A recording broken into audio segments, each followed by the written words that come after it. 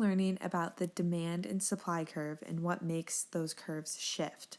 So let's start with the demand shifts, and we're just going to remember this acronym called PITAR, and that stands for population, income, expectations, taste and advertisements, and related goods. Now for supply shifts, we're going to remember the acronym PITGOPO.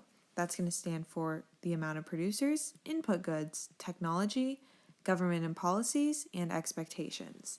So let's look at a few examples. So first, we're going to start with this situation. So for lemonade, we have a situation where the income increased for consumers. Now, first, we need to look, okay, this is a demand shift because income's right there. So now we need to decide whether lemonade is an inferior good or a normal good. And how we know this is an inferior good is something like ramen or some cheaper kind of goods. And then a normal good is more like nicer end products. So we know that lemonade is an inferior good.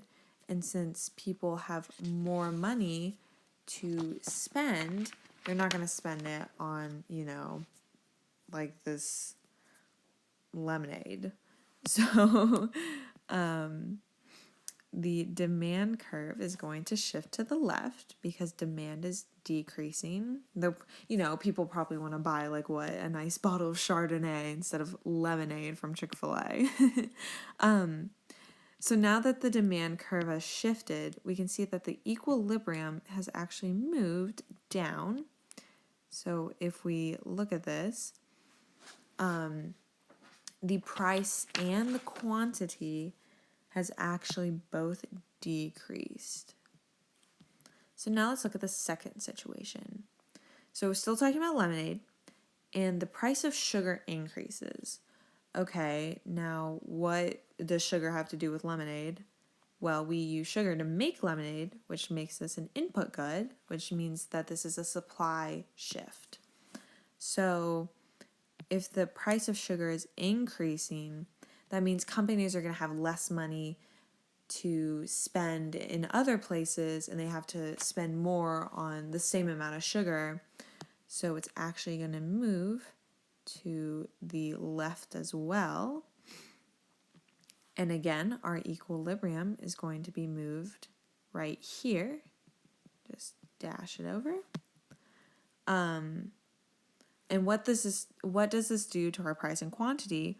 Well, it increases the price because we gotta, pay for that sugar, but we can't make as much lemonade anymore, so it decreases the quantity. Okay, now let's look at our last example.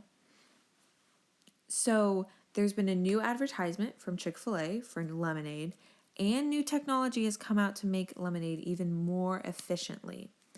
So there's two situations going on here, and we can see that advertisements here. Okay, so it's going to affect the demand curve, and new technology, it's going to affect the supply curve. So both are actually going to move over here. Okay, but here's a problem. We have a lot of new points in equilibriums, so we actually don't know what the price is going to do, but we do know that quantity is going to increase.